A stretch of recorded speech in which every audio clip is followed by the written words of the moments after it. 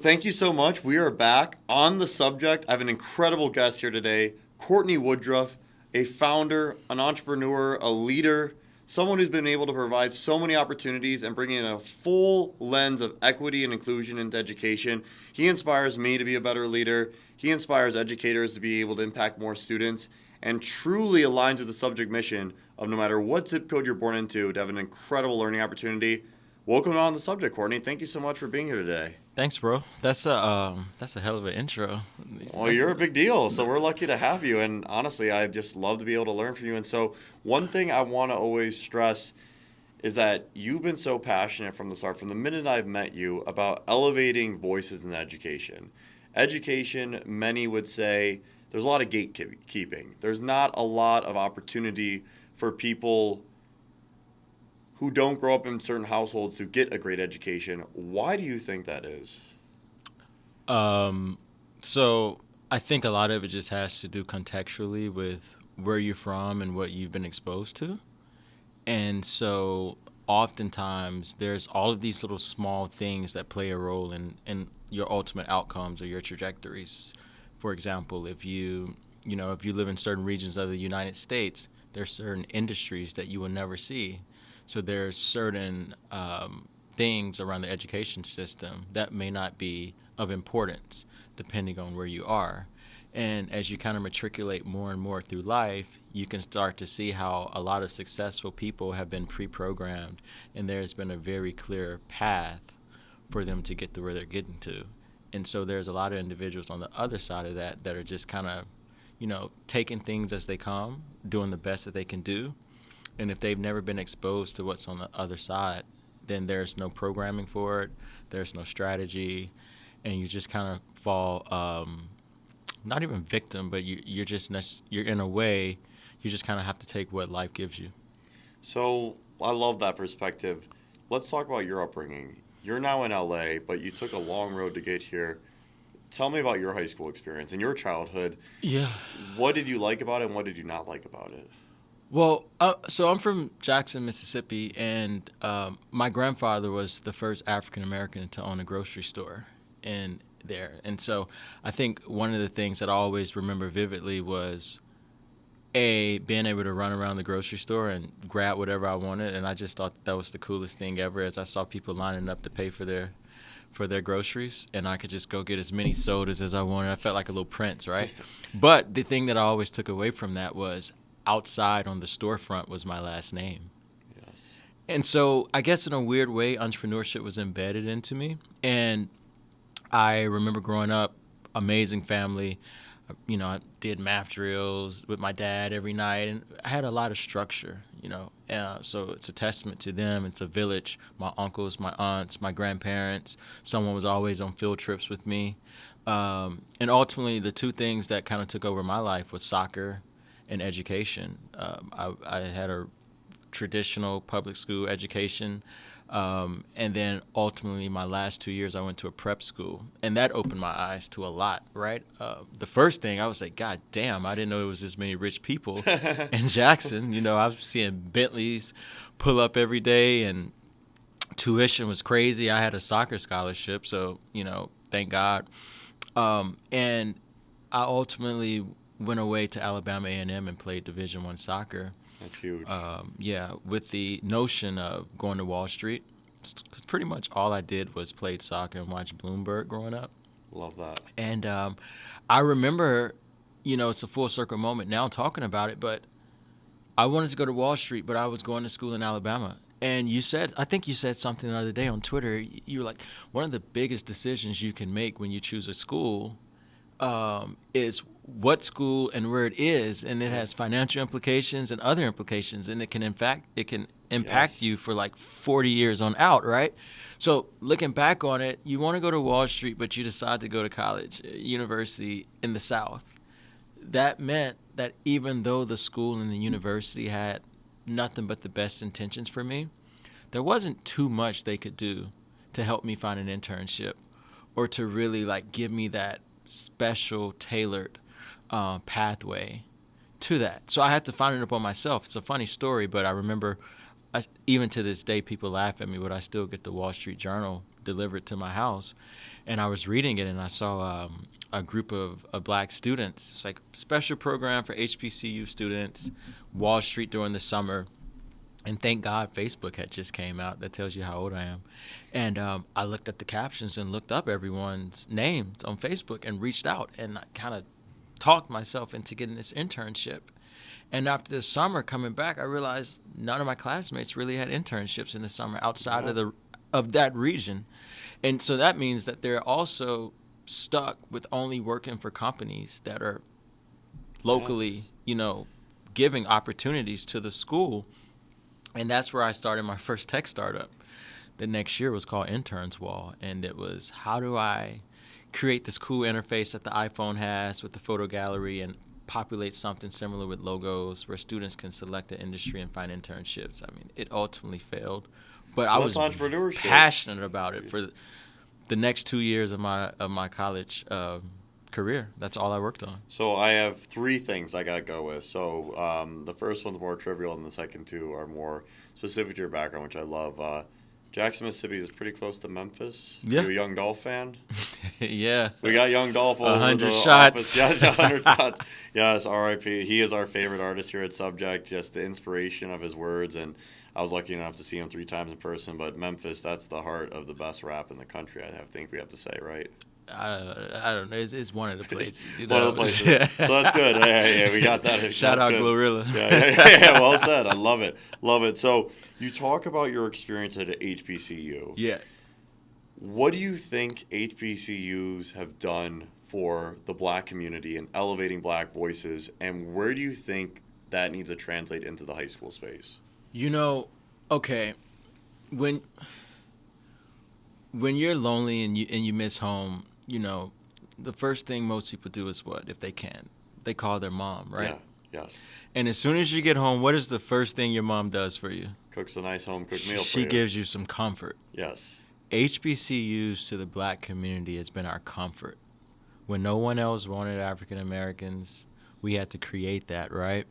And so it's one of those things where you not only are able to be yourself, but you're able to kind of maintain traditions, and you can elevate your careers, and that's the gift, right? There's Greek life, there's the bands, there's just like all of these amazing elements, and so they've done a really good job, over the multiple decades now of doing that for us. So I'm a proud HBCU graduate. I try to give back as much as I can, working on some cool things that I'll talk to you about later. As it relates to high schools, I think one of the things that HBCUs are figuring out now is that, like most schools, a degree isn't enough. Completely agree with it. Keep going. I love where we're going with this. A degree isn't enough, and now the relationship between student and university or enterprise is a lot more transactional. Yes.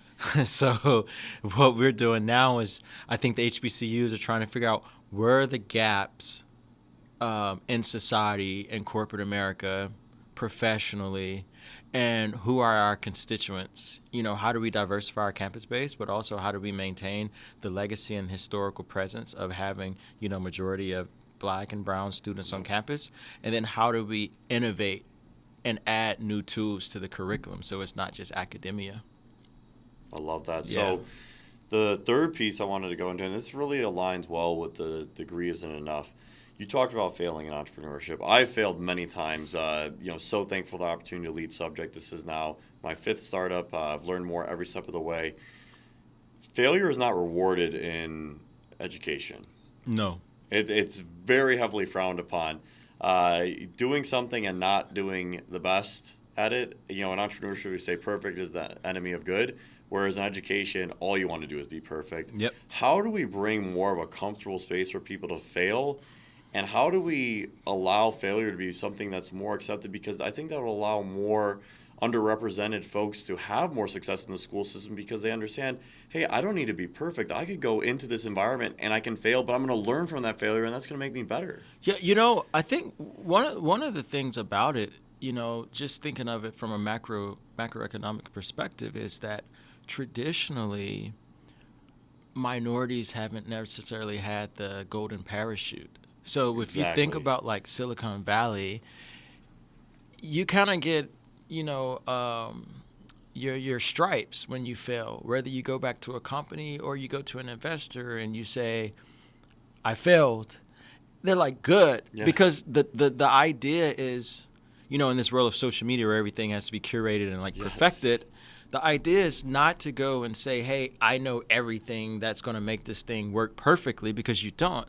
But if you fail, you can say, I know a million ways to not do something, which kind of help me optimize and become a lot more productive, and it enhances the chances of success, right? So the first thing is we have to figure out as a community how to kind of help people have backstops when they fail, because a lot of times, as an entrepreneur, I look at it, if I fail, like it's just like a house of cards. But for students, I think one of the ways that we could go about doing that really is just the imagery and allowing people to be in front of those students to show them that life goes on. Yes, it does. Even if you do fail, through any hardship. I actually had a post about it today, just talking about the genesis of our company Assemble. But through any lesson, whether it's easy or hard, there's a lesson. And so I think the first thing we have to do is just show examples of how to recover if there is failure, and also how to define what is failure. Yeah. And I want to get into your company in just a second. Yeah. I think one thing that's so interesting about failure and education in general, your university affects your life so much. Your friends, your network. I'm sure you're still friends with folks from Alabama A&M. You're a proud alum, so your university affects you a lot. What university you go to is largely dictated by your 14 and 15-year-old performance. Yes. Isn't that wild? So 14 and 15-year-olds, you're not allowed to fail. Yep. How many 14-year-olds may be going through a parental divorce in the house, or a sibling having difficulties, or may not be able to have much privacy in their home because they have 4 folks living in a 1-bedroom apartment? Your 14, 15-year-old environment might dictate the rest of your life trajectory. How is that fair, and how do we fight that? It's two things. So in addition to that, it's also how much wisdom or insight do your parents or the people raising you or the environment that you're in have to kind of dictate you. The human lottery.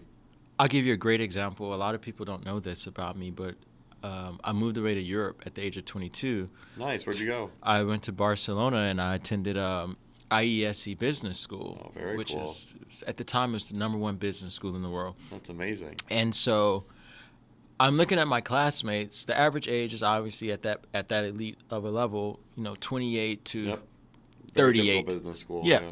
Case studies, Harvard's business school, sister. So all of our case studies are from HBS.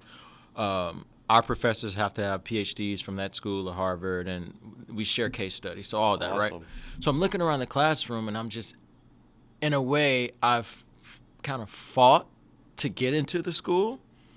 But I'm also thinking, like, how am I, like, here with all of these smart people? Because these are, like, the smartest international students from around the world, whether it's, heirs to billion-dollar fortunes, going to take over family Good learning offices. opportunity for you. Amazing learning opportunity.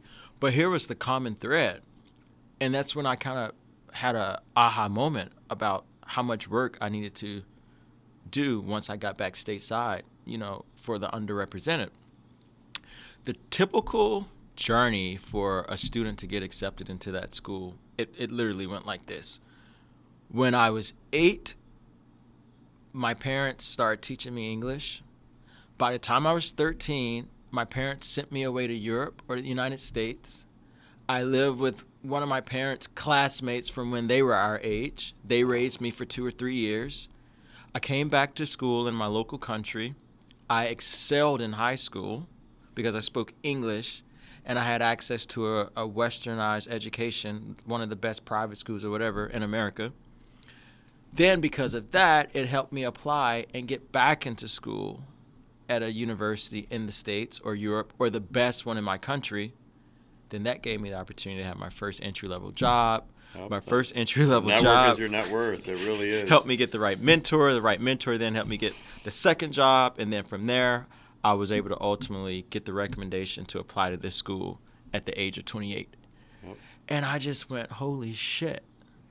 The average person doesn't stand a chance. They don't. Literally.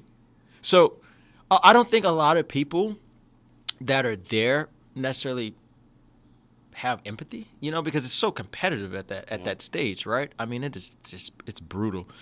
I was telling people before college, I was trained to become a professional athlete, and business school physically and mentally took like 2 times more of a toll on my body. Yep. It was the craziest thing, and part of it's because I went at such a young age. Well, you were super young. I did the same thing. I was a College baby. athlete, wanted to play pros. I ended up going to business school at 26 years old, which still relatively young. But yeah, I could not even imagine. So why did this make you want to start Assembly? How have you done such a great job of curating an experience to elevate the Black voice? Like, what has been your passion behind it, and why do you think you're the right person to do this? I think I've been very blessed and privileged out of necessity to always dream big, whether it was going from Mississippi and Alabama to Wall Street, or whether it was going to Europe. I've had the privilege. Before I was 30 years old, I had lived across 3 continents and 7 countries. That's amazing. What was your favorite one? Barcelona was the best city ever, even though it was very stressful because I was in school and starting another tech company at the time. And I've always lived in these places, not on vacation, but I've been there as fully immersed in hustle mode. Yes. Like raising capital, opening an office, Well, expanding. so I want to talk about the raising capital piece. So I'm sure you're aware of this, but less than 2% of venture-backed founders are Black or Latino. Mm-hmm. Why do you think that is? Yeah, I mean, and kudos to you for, being one of those founders that are represented in that group and have done a really good job. That's a touchy subject. It is, and it's something that I think 10 years ago, even though it's probably even more pronounced and extreme, it wasn't brought to the forefront. Now there's a little bit more transparency around the data. How do you see that changing? I rant to my friends about this a lot. And it actually goes back into your original question of why did I start Assemble? I think as I went in my entrepreneurial journey, leaving Europe, I'll just take you a step back. I moved to Silicon Valley. I knew 0 people. Where were you? What part? San Francisco. What neighborhood? Alamo Square, 1052 Fulton Street is where we incorporated the first company. Okay, let's bring it back. So you're there. Yeah. You're in Alamo. In a hostel for startups. Oh, so you were true, you were in the weeds. First year of business school was so tough. I went to the administration. I was working on a startup, and I just remember having this epiphany, and I was like, I'm not cut out for this cookie cutter, become an investment banker or consultant life. That's the B school life. I struggled, man. I struggled so hard with the structure of business school. I mean, I worked nonstop, but I just struggled with it. And I was more passionate about my first startup, which was called Trainers Vault, and we were building this online platform that would help personal trainers manage their business. Nice. And I mean, I was young enough to be naive, but I was also fearless, but I was also in a point where I feel like I had made history. I got into school at 22. I'm in the #1 business school in the world. If you drop out from that, you gotta stand on it. There's no turning back. You made this decision, Back against right? small mentality often brings the best out of you, though. Yeah. So here I am, hostel for startups. At least I can network with people. I have 2 weeks worth of money to my name. Oh. I tell the owners of the hostel, I will write you a business plan to increase occupancy. I just dropped out of the #1 business school in the world. If you let me stay here for free for a month. So I did that, and everybody knows in the Bay, the more south you go, the cheaper it is. Yeah. So I ultimately ended up landing in. I went to Atherton for 2 months, stayed in Black Box VC. That was that's where I saw Selby Lane. I lived on Selby Lane and met a bunch of dope entrepreneurs that are all building amazing companies. And then ultimately for a year, I met this Taiwanese guy I love. His name's Bruce Chin. He's the founder of Insto. It's a Taiwanese-based company. And he's like, hey, I have the same thing. And I swear it's like a scene out of Silicon Valley. He's like, just come check it out. I tell Bruce, I always tell this story, but I'm like, I go to his door in San Jose. He pops up. What's the guy in Silicon Valley's name? Is it Erlich Bachman? Yes, yes. Bruce has like all Accelerator, let's these go. pink house shoes at his door for his guests. He comes to the door, boxer shorts on, and pink house shoes, and I'm like, right? But anyways, he ended up being the best, and he's like, I love your idea. If you give me my lucky number and equity, you can have my garage while all the other Airbnb tenants come in and out. We built the company. I had an air mattress, a space heater, and my laptop. Built the company, ultimately moved down to LA. And I tell that story because that is a long 3 years of my life, right?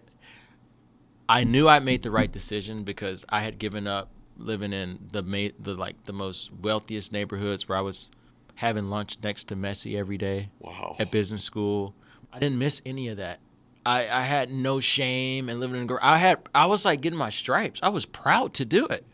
And it got to a point where ultimately I was one of those 98 percenters that couldn't raise capital. And I remember like building this company, and this company was like generating, 150, 200,000. I would sometimes sit in pitch meetings and I would tell the investor, watch this, we're going to launch something. And in 5 minutes, you can literally look at our Stripe account. And we would sit with my CTO, Anthony Kalani. He's amazing founder as well. And we would watch, and like by the time we got through talking, it would be like $75,000 in sales, and we would coordinate it. I mean, it's real money though, right? That's a lot. That's an impressive. And we would just get the most ice cold stone rejections. I was like, something's wrong. So I ended up going away to Asia and participating in an accelerator all the way in Shanghai, scared like out of my mind. And it was the first time that I realized like it was either you're Chinese or you're not. So I felt like a lot of Europeaners, like they for the first time kind of felt prejudice or racism, right? Or other people. I didn't, because I'm from Mississippi. I kind of dealt with that my whole damn life.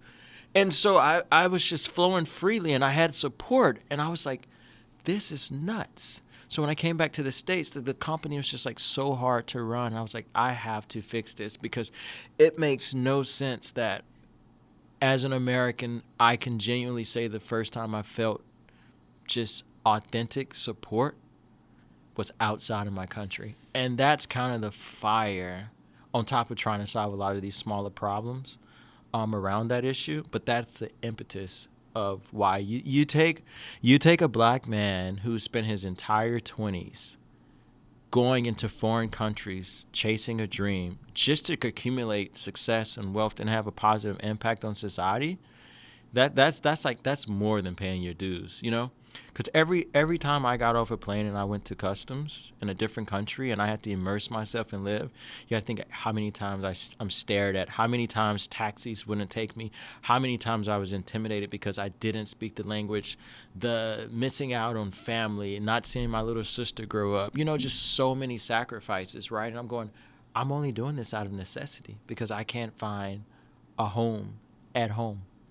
So a couple things there. So I love the empowerment, and I think about our students, and folks that haven't been handed everything in life, and they want to achieve greatness, and they're so ambitious and curious. And this is a perfect example of you don't have to go a certain route to achieve success. Every step in your life is a learning opportunity. Look at all the learning you got every step of the way.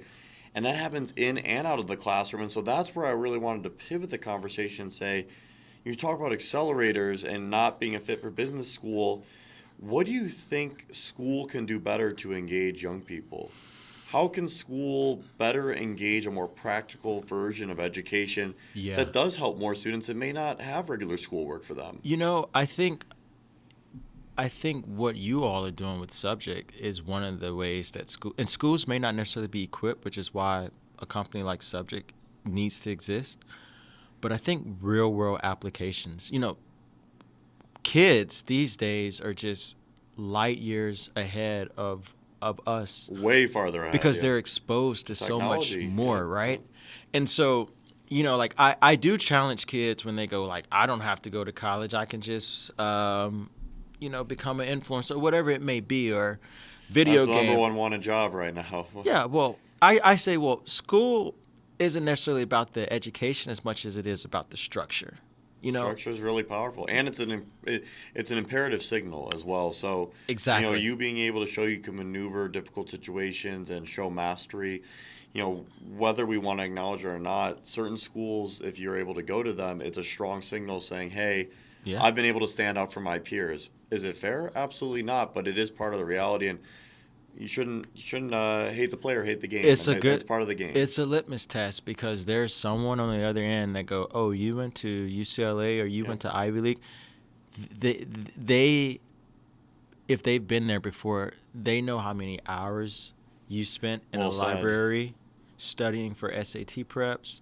They know that more than likely there was some type of figure in your life that started you on that path, that 12 to 30. Yeah. So there's a lot of pattern matching, right? And so when you going back to your question with like school, what can they do? I think what they could do is kind of alter the curriculums and start providing either more realistic examples of what the things Yeah, they're practicality. teaching um, are, or just changing the curriculum and introducing new things. Especially, I mean, there's no reason why at this point there shouldn't be a core curriculum around social media or AI. I love that perspective. And so when you think about your educational journey and you had business school, undergrad, high school, multiple high schools, you went to prep school, I went to multiple high schools too. I think it's a Mm-hmm. really rare perspective. If I were to say, let's have a chat with 14-year-old Courtney, what would you tell them to appreciate more about their journey, and what would you tell them to do differently if you had time with that 14-year-old version of yourself today? Shit, I can't even remember 14 recording. Time flies when you're having fun. Man, or when you're grand and Yeah, losing hair. yeah. I think at 14, I vividly remember my life revolved around soccer. And there's a moment where the reason why I actually left the public school system that I was in was because there was some crazy stuff going on with I just could never make the high school soccer team, and it was cronyism, and there was a lot of stuff like that, right? But I played club, so I was the captain of all my high school. And high school is just like for fun, right? It's Yeah, just club's something where you you do. get scouted. Club Yeah. is where your parents are spending thousands of dollars, and you've been training since you was 8 years old. So it's like, how am I the captain of the club team, but then I can't play high school with my same teammates? It's This is ridiculous. crazy. I'm so sorry you went through that. And I went through it for like 3 years, which is why my dad was like, you know what? I'm going to take you out of this, and we're going to put you in another school. And I basically, my high school career was robbed from me, and I only got to play soccer for 1 year. Wow. And I just remember, though, here's the poetic justice of it. I took the school. We won their first state championship ever. And I mean, I remember it was like a rainy night, game winning a double overtime, PK, last PK, game winning PK. And I just remember that was the first lesson of like, sometimes the journey can take multiple years. Yes. But once you win, you win. You win when it counts. And that's just kind of been like a huge metaphor of my life, because everything that I've done big, it took me, after dropping out of school and being homeless in the Bay and coming to LA, it took me 4 years to raise our first $250,000. Well, congratulations. You know, Huge. I mean, this was years ago, but even then I remember like the co-founder at the time quit the company. I remember he saying, I just don't have confidence in you raising capital and being a CEO and just like all of this, right? And I'm like, you don't understand like how hard it is having no network, starting from scratch, being a minority, all of these things, right? And I'm dedicated to this. And it's just so funny because like 2 weeks later, finally raised capital. I love it. And so let's dream big together right now. Let's dream big. So it's 2024. 2 unicorns. Yeah. Let's go. I Let's love go, that. let's go. Like, make it happen. 2024. What do you want education to look like in 2200? 175 years from now. Ooh. What should education unlock for people? I think what education should do, I think, years from now, our companies are prepared. On the high school level, you guys have innovated and figured out how to totally reinvent what a curriculum is. I mean, there's the core focuses. You have to know how to, count and write and read, speak proper grammar. But by changing the curriculum and making it funner for kids to learn in a manner that they're accustomed to. And as we important. agree now, it's digital media. I mean, Yes. 20 years from now, it may not even be digital media. It may be Completely. 3D I love where you're going. Yeah. simulated Stay where the immersions, puck's right? going. Keep changing. Keep Yeah. changing. Never be static. Never be static. And what we do is, as you get them ready for high school, we meet them in college, and we help them basically create this pathway based on their interests.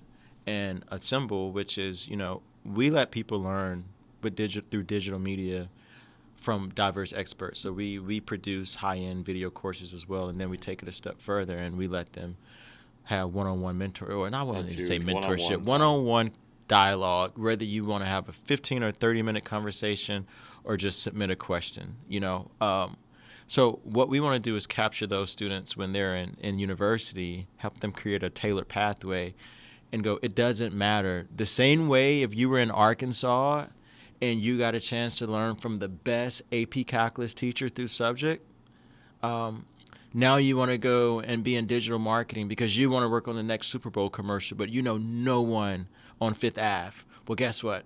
We have 20 people right here that you can either watch and learn from, or you can click a button and you can basically talk to them as easy as you can click an Uber. So this has been amazing. I'm so zen to talking to you, just listening to your story and your passion and the flexibility and creativity that you've acquired and been able to just really your exuberance around being the best but learning as fast as possible. I love that. What is a shameless plug you want to put out there into the world so that way they can understand more about Cortney Woodruff and why Assemble is the next big thing? A shameless plug. I would say one of the plugs is you have to be on Assemble because I would love to be. Yeah, representation let's do matters, it. And I would love to be part of this. So this is great. I do it for free. Podcast courtship. Yeah. One of our use cases is how many times have you watched a podcast and you wanted to follow up with the speaker? All the time. And just ask a question. Would love to do that. So we've kind of built around that use case. So if anyone wants to follow up with the question for me, it's free. I donate it to our charity. We have a nonprofit. Oh, nice. But whether you're a student or a young entrepreneur or just someone interested in the business, just go to assemble.fyi and search for Cortney. I'm on the homepage, and you can just submit a question. I guess that would be my shameless plug. I think the piece I'd love to end with here is it's 2024. For those of you that are listening to this in a couple years, keep going back to Cortney at assemble.fyi because he is a special talent, someone who wants to help people, has a vision, and has also learned so much through his journey. And I'm indebted to you. I love the lessons of gratitude and resilience that our learners at Subject can take to their life. And for those of you high school listeners out here, understand there's no perfect path, but it's about learning as fast as possible and being able to bring that practical sense of learning to your everyday life. We believe in you all the way. Well, thank you for being on the subject with us, Cortney. This is amazing. So much fun. We got to have you as a return guest soon. And please continue to do what you do and inspire young people. We love what you're doing. This is On the Subject. Thank you, everybody. Thanks, man. That was great.